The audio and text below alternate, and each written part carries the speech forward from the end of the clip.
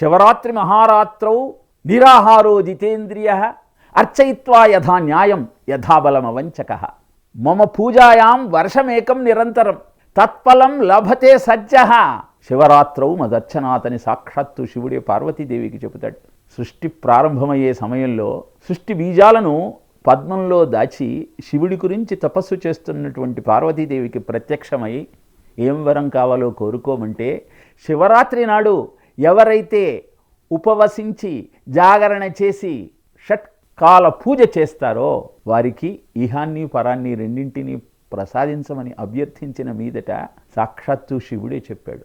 యత్ఫలం మమ పూజాయాం వర్షమేకం నిరంతరం తత్ఫలం లభతే సజ్జ శివరాత్రౌ మదర్చనాత్.